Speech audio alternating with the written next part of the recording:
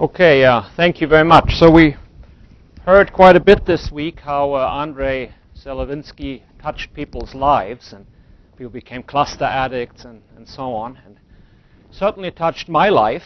For me, the formative moment was a conference in Stockholm, actually, in 1989, where we first, some of us, including Richard Stanley and I think for the first time, met Gelfand and Andrei Zelevinsky. And for me, it was really secondary polytope, so I became a secondary polytope addict. Lubelera and I, a year later, in 1990, were very fortunate to be able to invite both Andrei and Misha to Cornell for the year, and we worked quite intensively on various topics. I ended up having 4 papers with Andrei, and during the same time, they also worked with Gelfand, who was at Rutgers already, on the book, Discriminant Resultants and Multidimensional Determinants. So this talk is somewhat of a tribute to that book, Andrei's work in that area, pre-cluster. And then I'll tell you a little bit about more recent developments on a special case of discriminants, so-called mixed discriminants. So here's the setting. A is an integer matrix, D by N matrix, with linearly independent rows, rank D. And I'm also going to assume that the all-1 vector is in the row space of the matrix. Such data I can think of as giving n monomials in D variables. So the columns of my matrix are the exponent vectors of n monomials in D unknowns. And that's a parametric representation of a toric variety in projective space dimension n minus 1. And the rank condition assures that this is a D minus 1 dimensional toric variety. So toric variety here is simply an algebraic variety that's parametrically given by monomials. It has a parametric representation by monomials. Now, whenever you have an algebraic variety in projective space, then there's an associated dual variety. So XA is my toric variety given by the matrix. Then the corresponding dual variety, XA star, lives officially in the dual vectors, in the dual projective space. So in the primal projective space, I have points and hyperplanes. The dual projective space, I have hyperplanes and points. And correspondence. And so the dual variety of a variety, so here's my variety. So the dual variety is the set of all hyperplanes tangent to the primal variety. There's a little bit of fine print. You only take hyperplanes that are tangent at a regular point, and then you close up that locus in the dual space. So this is the A discriminant. So in this case, this is called the A discriminant. Another way to phrase this is I can think of my monomials, ax to the a1 up to x to the an, as representing a family of polynomials, homogeneous polynomials with n terms. And each of these homogeneous polynomials, of course, defines a hypersurface in n space, the n-dimensional torus. And I can ask the question, well, typically this will be a smooth hypersurface, but I can ask the question, under what condition on the coefficients, C1, C2, up to Cn, is there a singular point? And that's exactly the same thing. So this is the irreducible variety, and that condition, the closure of that condition, is also the A discriminant. So for example, here, my curve, well, here's my curve, right? So I have a curve in 3 space. If I cut this with the plane, typically it will meet in distinct points, but 2 of these points come together exactly when the plane is tangent to my variety, and that situation, that plane, then will trace out a point in the dual space that lies in the dual variety. Now, frequently, it will be the case that even if this given toric variety is very low dimensional, even if D is rather small compared to N, it will still be the case that the dual variety has codimension 1. It will be a hypersurface. It's a little bit of a delicate problem, somewhat open still to characterize exactly for which matrices this is the case. But let's assume for the moment that this is a hypersurface. Then there's a unique up to sign defining polynomial, and that's sometimes also called the discriminant. So I can also, in the hypersurface case, think of the discriminant as the unique up to sign polynomial with integer coefficients, content 1, in the unknown C1 up to Cn that vanishes on the discriminant. So in this lecture, I'm going to go through a sequence of examples. I think we have 6 examples throughout, and this is the first example. So the first example is this 2 by 4 matrix. And so this specifies a curve, a toric curve, just like my cable, in P3. And this curve is the twisted cubic curve. So it's the monomial curve, 1x, x squared, x cubed, and its parametric representation. The dual variety is a surface in P3, officially in the dual P3. And its points are the planes tangent to the given curve. And they represent those cubics that have a double root, right? So as a family of polynomials, these are really binary forms, or maybe polynomials in one variable of degree 3. I have my cubic curve. A general plane will cut it in 3 distinct points. Special plane might be tangent, and tangency exactly says that I'm at some choice of coefficients where this polynomial has a double root. So here the discriminant is this polynomial, unique up to sign, of degree 4, and this is the discriminant of a polynomial of degree 3 in one variable. But geometrically, we think about this, so we identify this with the corresponding surface. Now, a point of this book of Andre with Galfand and Misha is that pretty much all classical, or most classical discriminants and resultants can be seen as a special case of the A discriminant definition on the previous slide. So it all depends on your choice of A. Right? So there's some classical resultant or some interesting resultant you're trying to express. And then for a suitable choice of the matrix A, there's a good chance that your resultant is the A discriminant. In particular, this includes determinants and hypodeterminants. They also arise for a special choice of the matrix A. Maybe I should say, when I think about the matrix A, I will often think about the configuration of column vectors. Right? So this is vectors in a d-dimensional space.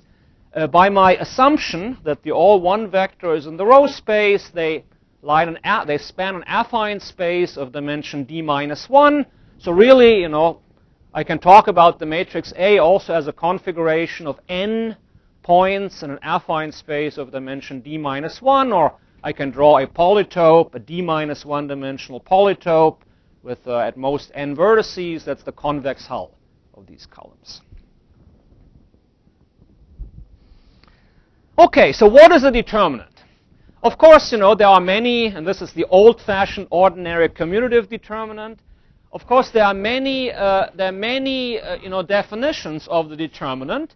But from the perspective of this A theory, so this is the definition. This is the definition of a determinant. So start with, for example, let's try to define the 3 by 3 determinant. So we do that by taking n to be 9, d to be 5, and to write down this 0, 1 matrix A. So what is this matrix A? Geometrically, this is the direct product of 2 triangles. Right? So if you look at the columns, there's a configuration of 9 points in a 4-dimensional space.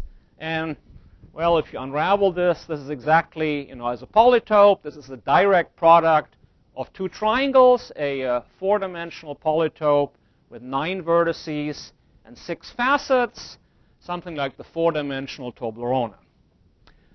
Now, the corresponding toric variety is, well, a triangle corresponds to the projective plane, so therefore XA here is the 4-dimensional toric variety P2 times P2, the product of the projective plane with itself.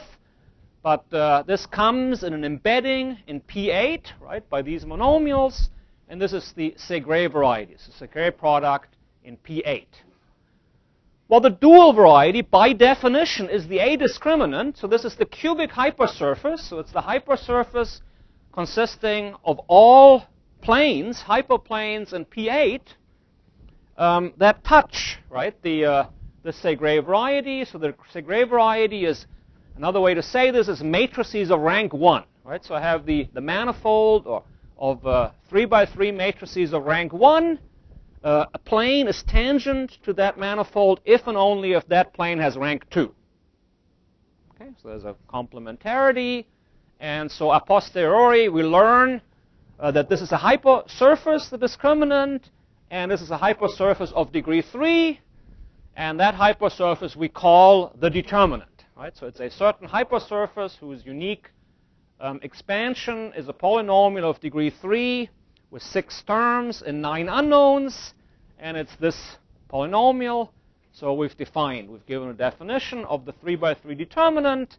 And in fact, we've also, along the way, defined hyperdeterminants. Right? So if you take the direct product not of 2 triangles, but maybe of 3 triangles, getting a 6-dimensional polytope, then the very same description gives you the hyperdeterminant of the 3 by 3 by 3 tensor. Let me give you one more example. And this will be the first example of what we're going to call a mixed discriminant. So in this example, D is 4, N is 12. So we have a 4 by 12 matrix. And the pattern here, maybe I should draw a little picture. So the pattern here, the first 6 columns really represent all the monomials of degree at most 2 in 2 variables. Right? So if you just focus on the first 6 columns, the picture looks like this. And then you put this on the bottom.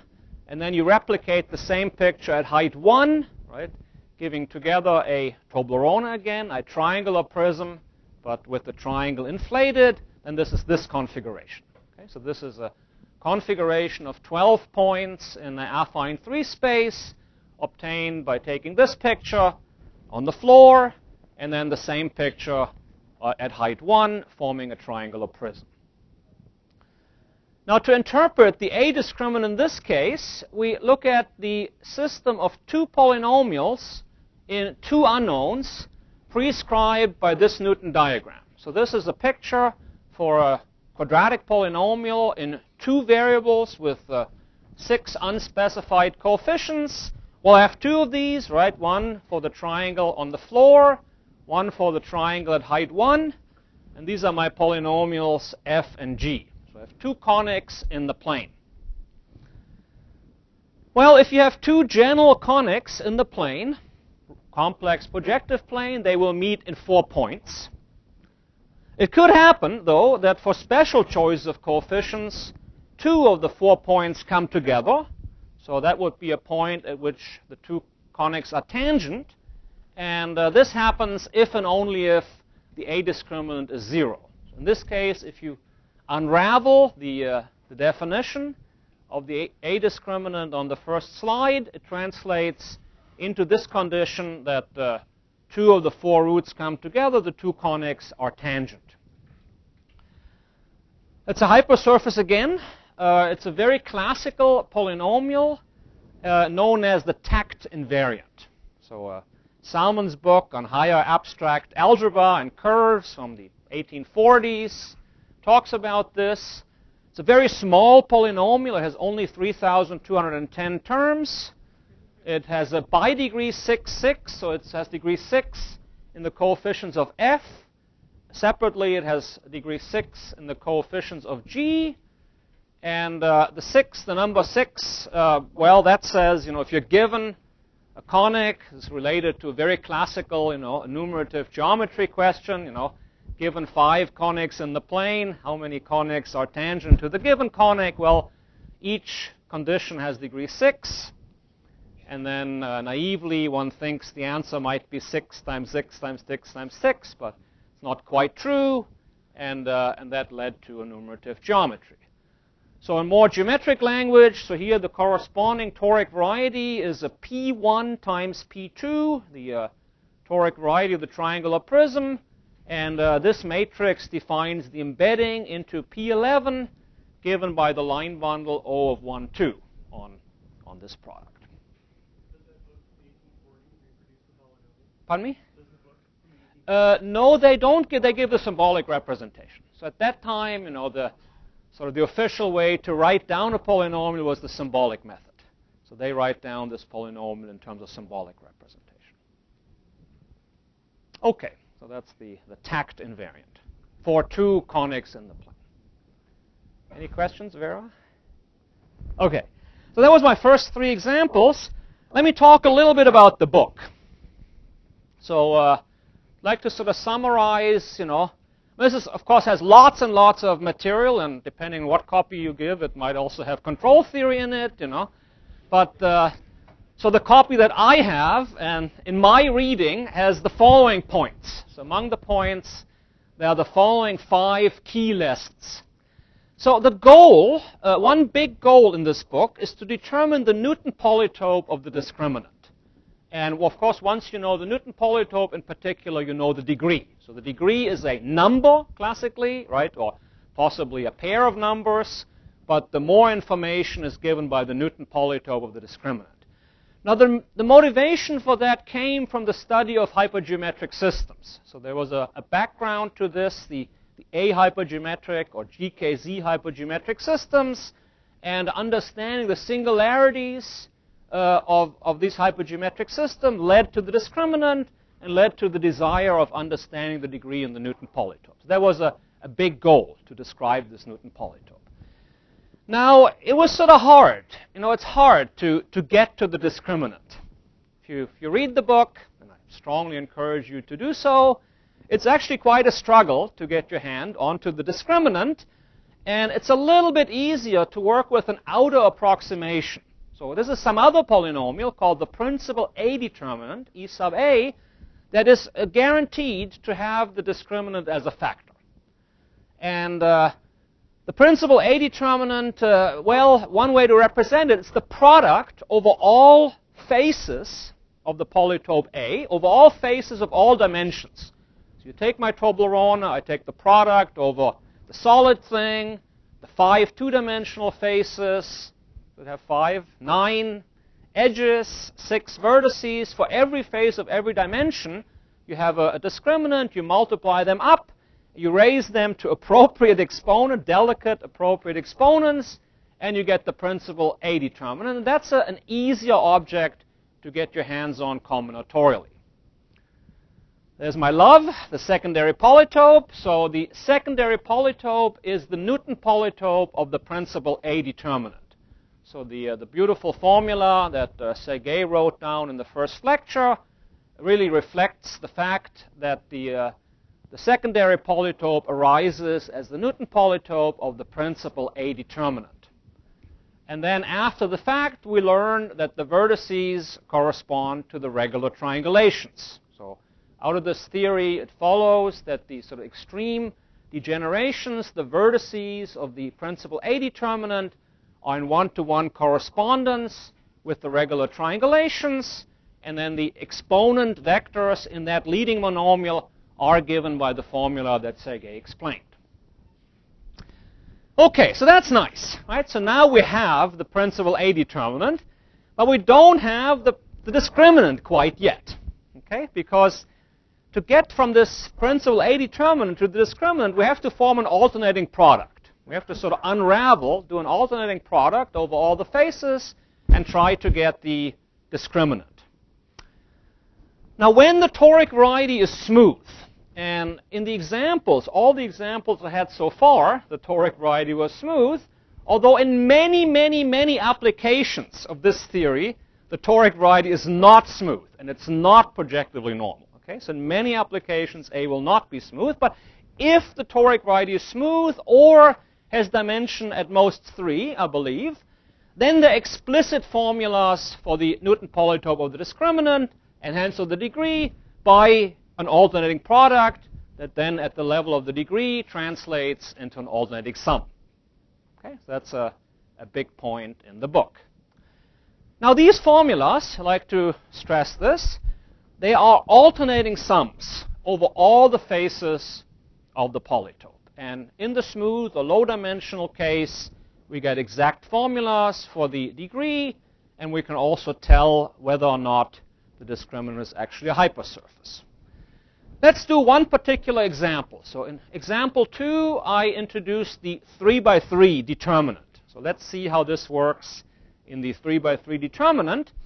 Well, suppose we don't know the 3 by 3 determinant, but we do know the corresponding principal A determinant. That's in fact the product of all minus all square submatrices of all sizes. So if you have a 3 by 3 matrix, there will be 19 minors. There will be the 1 3 by 3 minor, 9 2 by 2 minors, and 9 1 by 1 minors.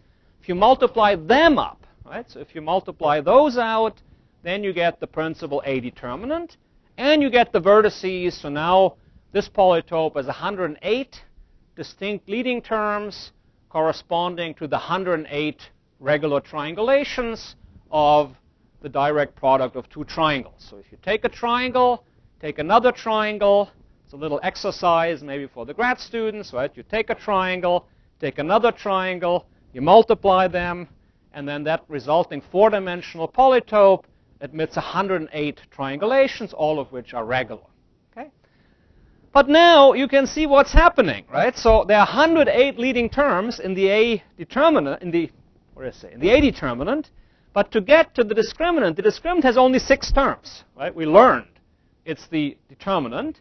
So, you know, even in this example, there is a 108 to 6 map that takes the triangulations of our product of triangles onto the 6 familiar terms of the determinant.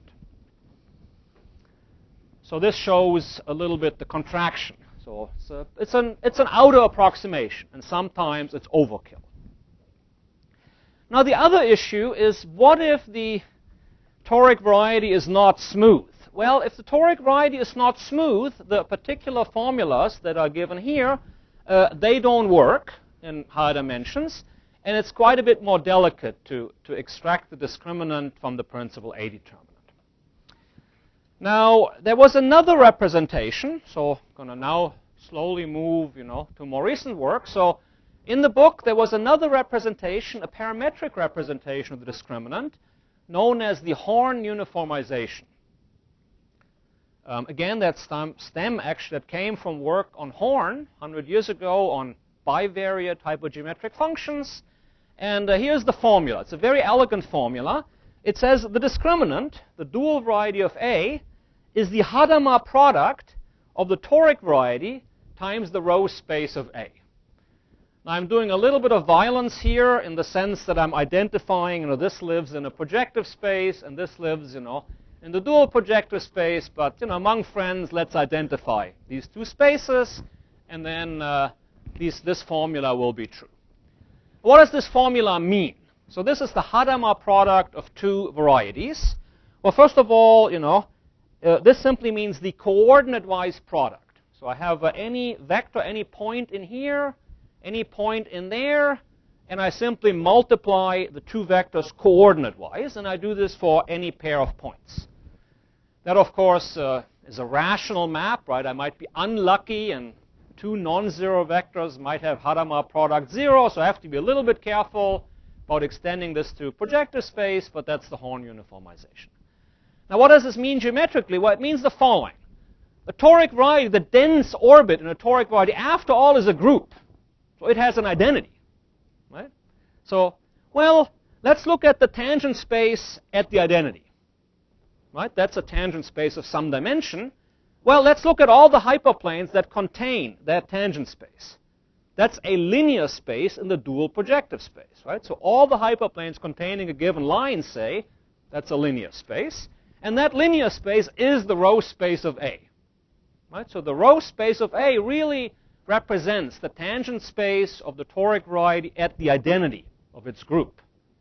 But, it's a group, so you can move it around, right? So you simply, this Hadamard product is the group operation. So you simply take the tangent space at the identity, and you move it around by the group, you close it up, you get the discriminant. Okay? So that's nice. That is a parametric representation. It's not an equational representation. How do we get the equations from this? Well, here is a tropical perspective. So I said already at the dinner that I learned the word tropical and the existence of the tropical semi-ring and its beautiful properties in a conversation, I believe at Northeastern from Andre. He told me about this. And again, you go back to the book, there's no explicit mention of tropical geometry in the GKZ book, but implicitly it's all over the place. Amoeba appear in the book, a Newton polytope. So with hindsight, there's a lot of tropical things in the book.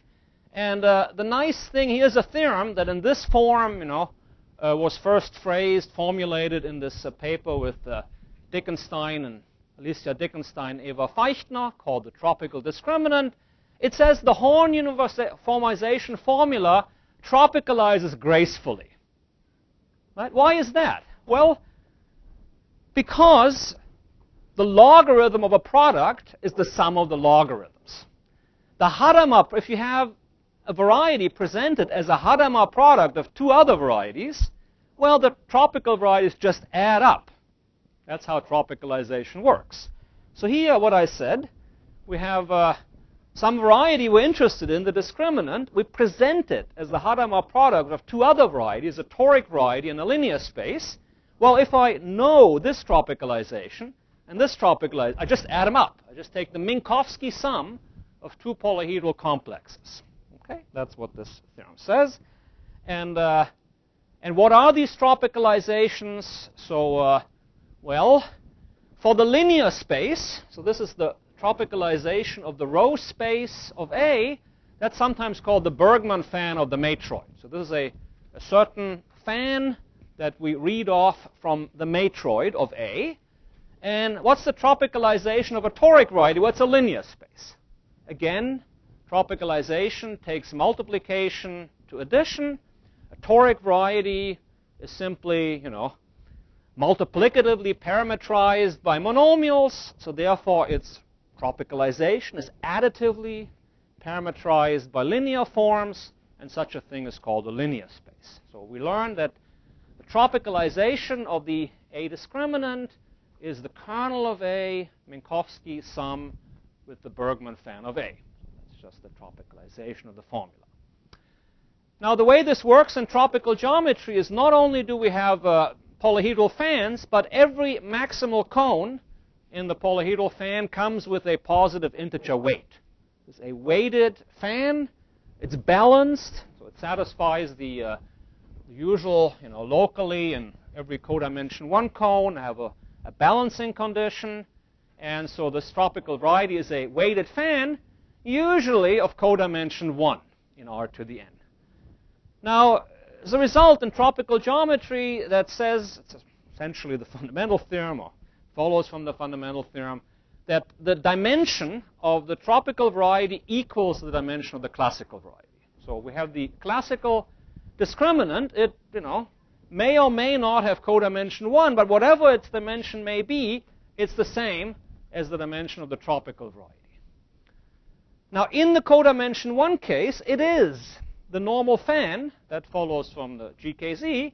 So it is the normal fan of the discriminant, which is the object we want. Right? So we're interested in the Newton polytope of the discriminant without finding the discriminant. We can, by way of the blue formula, construct the normal fan, the weighted normal fan of this polytope, so we can construct the polytope. So let me illustrate this. So in general, you might have many polytopes that have the same normal fan. Right? So if you fix the normal fan, then any rectangle like this will share the same normal fan.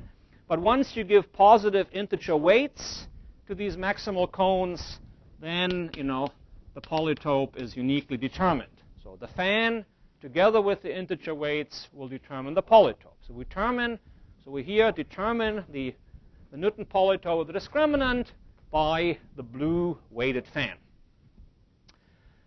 Now, it's the good news and the bad news. Okay, so the good news is that in principle, this gives a positive formula for the degree of the discriminant. So we don't have alternating signs anymore.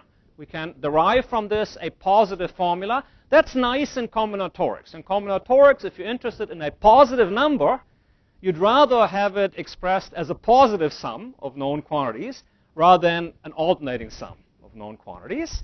So we do get that.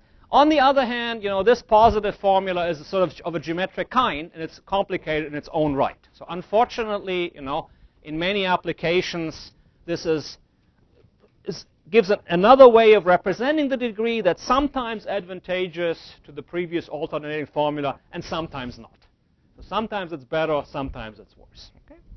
So that's the tropical discriminant. Again, this was sort of stated and derived after sort of tropical geometry came into existence as with some basic things, but with hindsight, much of this is in the book, the Green Book. Okay, so what I'd like to do, this is a good breaking point. So if there's any questions, that would be a good moment to pause for a question. Any question about the comments or thoughts on the Green Book?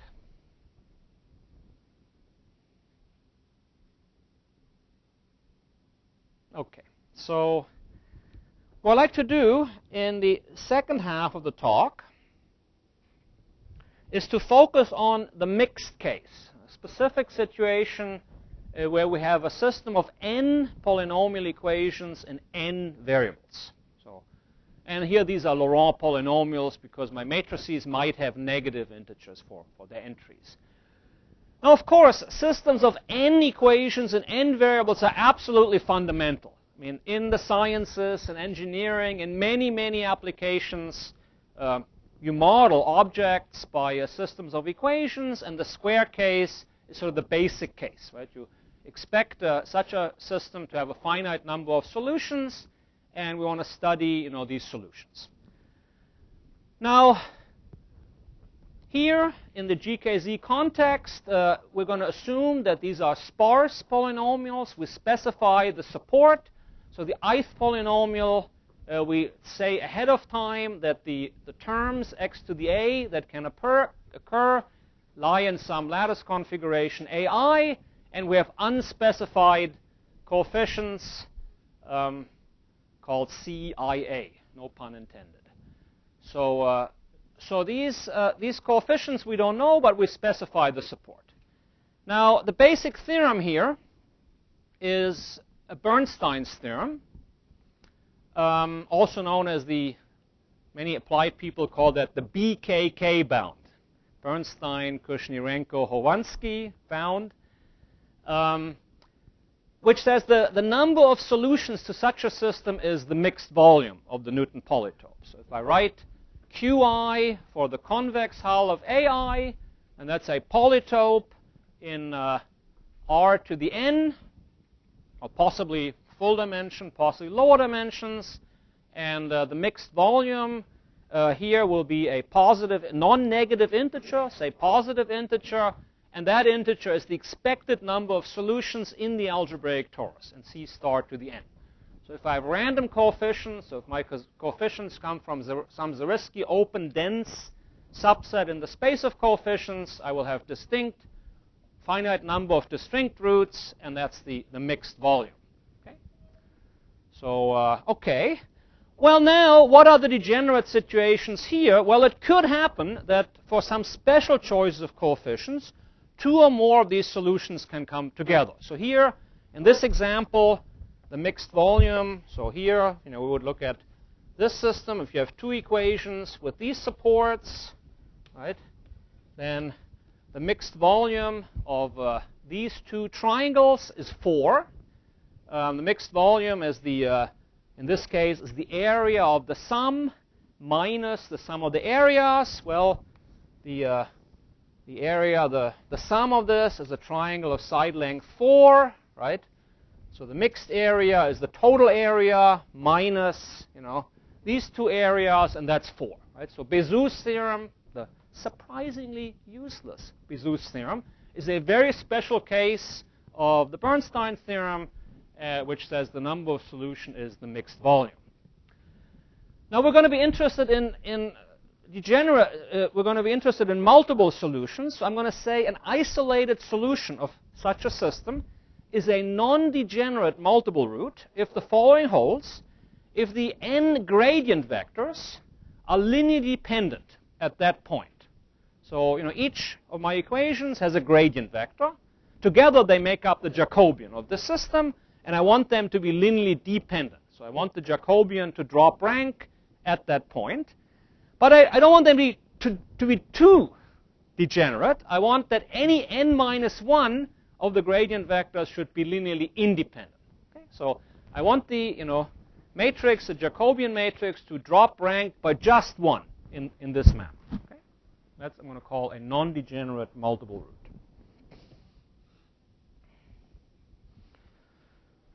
Well, then, the discriminantal varieties, so I have this system of equations, n equations and n variables with fixed supports and unspecified coefficients. Then the discriminantal variety is the locus in the space of coefficients for which the corresponding system has a non-degenerate multiple root. And again, as always here, we look at roots in the algebraic torus, and then in the coefficient space, we take the closure of this locus to get an actual variety. In this case, a variety in a product of n projective spaces, one for each of the polynomials. Now, we expect this discriminantal variety to be a hypersurface, just like in the case of the tact invariant, right? So here, we saw that we got a hypersurface in P5 times P5 governing the tangency behavior. In general, we expect this to be a hypersurface. And if that is a hypersurface, we're going to define the mixed discriminant to be the unique, up to sign, irreducible polynomial that describes this hypersurface with integer coefficients. So we were interested in this for some time from many angles, and took lots of years for this to actually translate into a paper. So there's a 5-authored paper in called Mixed Discriminants, and it will be in Mathematische Zeitschrift. Okay, so let me now express the discriminant, this mixed discriminant, as a special case of the A discriminant. So to do that, I have to take the data, A1 up to AN, and build a single matrix A so that the A discriminant is that discriminant.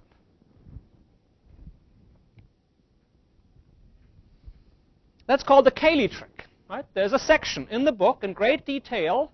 In the green book, Andre and collaborators describe the Cayley trick, and it works as follows. So you take my matrix, my configurations, A1 up to AN, describing the n equations and n variables, and you stack them as follows. You form the Cayley matrix. So here you have a little rectangular matrix, rectangular matrix, rectangular matrix, specifying the supports, and you pad this up with the appropriate zero matrices and identity matrices. So the 1 stands for a square identity matrix, and the 0 here stands for a rectangular matrix of all zeros.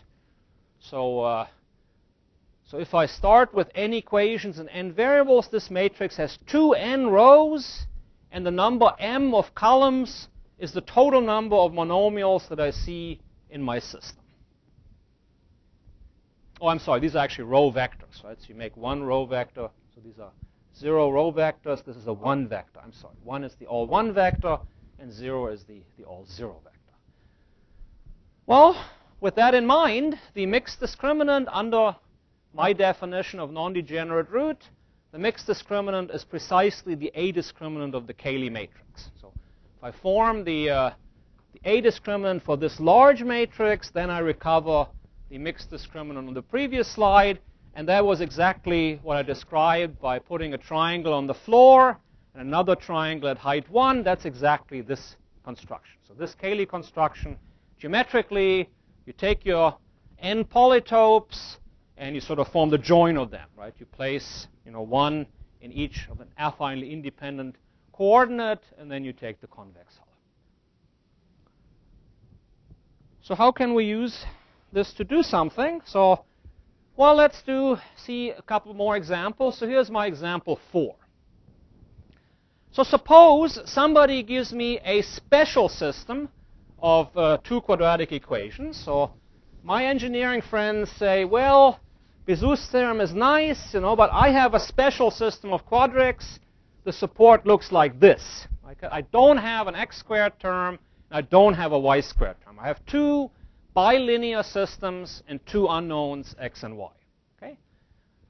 Well, then the Bernstein number drops to 2. Right? So in this case, these two quadrics will meet not in 4 points in the torus, but they meet only in 2 points. So in this case, such a system has two solutions and looks like this. I have a system of two bilinear equations in two variables.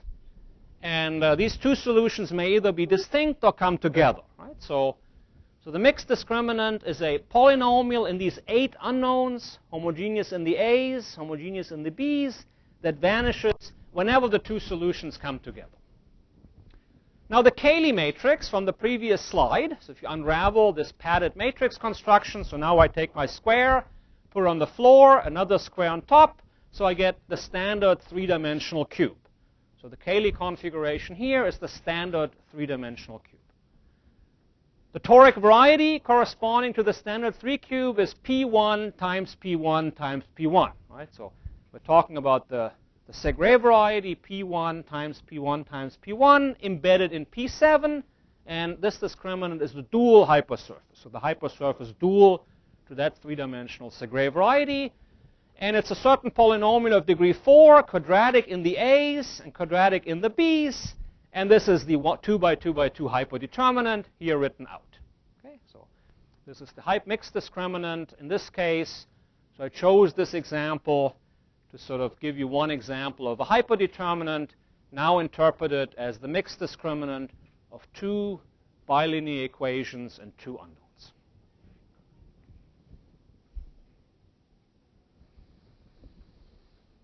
Let me talk a little bit more about the special case of two polygons. It turned out that actually even the case of two polygons is a bit tricky. So suppose, again, I look at bivariate systems. So I have two equations, the first with Newton polytope Q1, and the second polygon Q1, and the second one with Newton polygon Q2.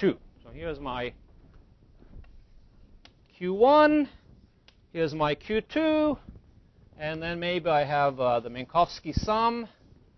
In this example, just a big square, Q1 plus Q2. Then we have the following theorem. We want to be interested in the degree, the bi-degree of this. So delta 1 is the degree in the coefficients of the first polynomial. Delta 2 is the degree in the coefficients of the second polynomial. And then this is expected to be the following number. So it's the area of the sum minus, so the first component of the bi-degree is the area of the sum minus the first area minus the perimeter of the other guy. Okay, so, and the perimeter is simply the number of lattice points. And by symmetry, if the toric surfaces that are involved are too singular, then this is only a bound. But if these toric surfaces are sort of nice and not too singular, then this is actually an equality. So the area is normalized so that the primitive triangle has area 1, and the perimeter is the part on the boundary. So let's try this out. So the area here of the sum, so this has area 8, right? Because every triangle, primitive triangle, has area 1, right? So the Minkowski sum here, according to this definition, has area 8. Q1 has area 2. And Q2 has perimeter 4, because there are 1, 2, 3, 4 lattice points on the boundary. And 8 minus 2 minus 4 is 2.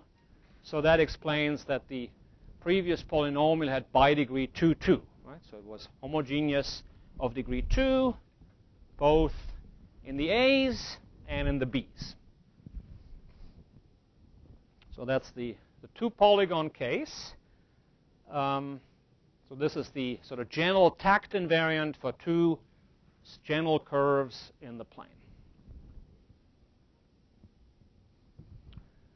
Here's the example again. So in Salmon's book in 1840, he has the symbolic representation, of course, not just for two quadrics, but for two polynomials in general.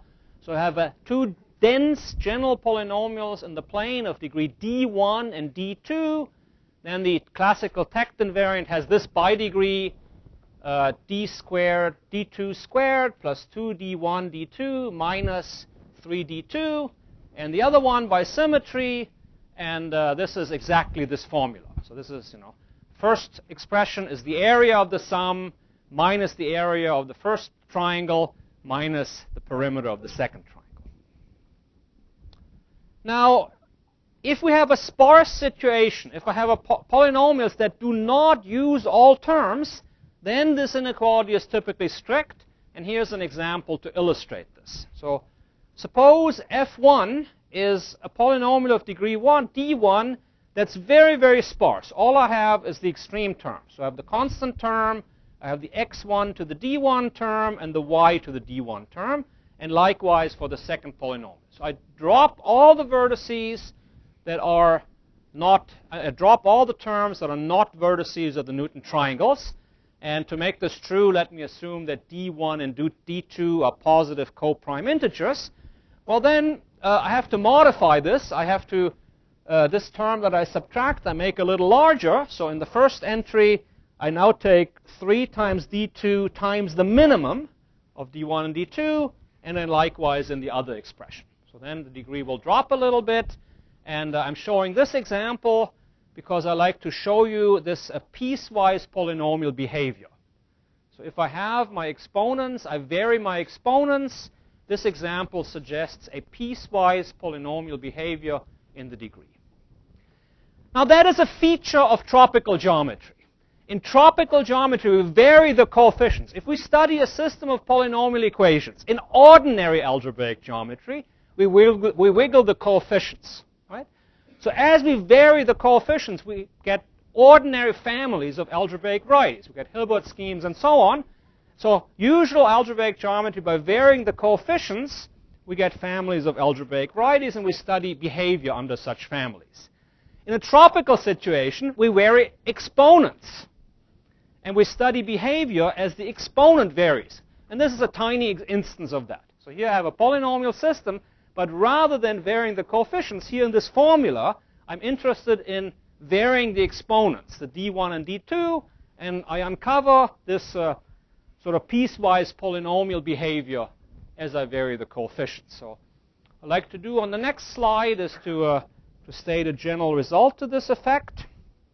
So this is sort of the theorem in this 5-authored paper on mixed discriminants. So I'm going to go through this, and then there's a little bit of definition, a couple definitions down here. So first of all, we need to look at the mixed discriminant cycle. So sometimes you have arithmetic conditions, for example, d1 and d2 actually having a common factor. Right? So if you go back to this previous example, I said, well, suppose that d1 and d2 are co-prime, then this is true. But maybe I want to do this, for 6 and 8. And this formula is still true, but it's not the discriminant the way I defined it, but you have to say the discriminant raised to an appropriate lattice index. And that's what I mean by the discriminant cycle. So this is pretty standard in this game. So the degree, or the multi-degree of the mixed discriminant cycle is piecewise polynomial, but better yet, it's piecewise linear in the maximal minors of the Cayley matrix. So it's a piecewise linear function in the Plücker coordinates. This would be the classical commutative Plücker coordinates on the mixed Grassmannian. So by the mixed Grassmannian, G, 2, and I define these things down here. We have some understanding of the strata of linearity. So this piecewise linear function is linear on so-called tropical matroid strata determined by these configurations. And then you get formulas such as the formula on the previous slide when written in the maximal minors of the Cayley matrix. And that's unique modulo linear forms that vanish on the mixed Grassmannian. The usual Grassmannian has no linear equation. It has only quadratic Plücker equations. But the mixed Grassmannian I'm about to define has both quadratic equations and linear equations. Okay, so here are the definitions. So the cycle is the discriminant raised to an appropriate lattice index.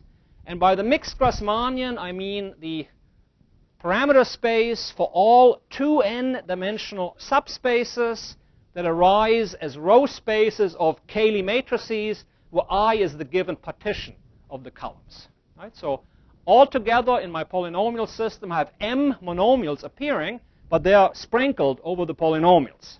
So I have a partition of I have a set partition of m monomials partitioned into n groups, and I'm going to be interested in linear spaces that respect this structure. And to make this correct, I need to regard this Grassmannian as a subvariety in the exterior power coming from the big matrix. Okay, so that's a theorem. So we always have this kind of a piecewise polynomial behavior, but these polynomials here really become linear when written in the maximal minus the Plücker coordinates of the Cayley matrix. Let me wrap up. So this is the second to last slide to illustrate the theorem. So suppose I'm interested in this system of 3 trinomials with this particular pattern. So the first one is a polynomial, very sparse polynomial of degree p. Second one, a very sparse polynomial of degree q. And the third one, a trinomial of degree r. Put a little symmetry in. Then the mixed discriminant is a polynomial in the 9 coefficients. That's tri-homogeneous. It's homogeneous in the a's of this degree. It's homogeneous of degree b in this degree, and the c's of this degree. Right? So the mixed discriminant here is a hypersurface in P2 times P2 times P2 of this tri-degree. And the point of the theorem was to say that this is a piecewise linear function in the 6 by 6 minus of this matrix. So I'm interested in linear spaces, 6-dimensional linear spaces of a 9-dimensional space that respect the structure. And then when written in the Plücker coordinates, this becomes a piecewise linear expression.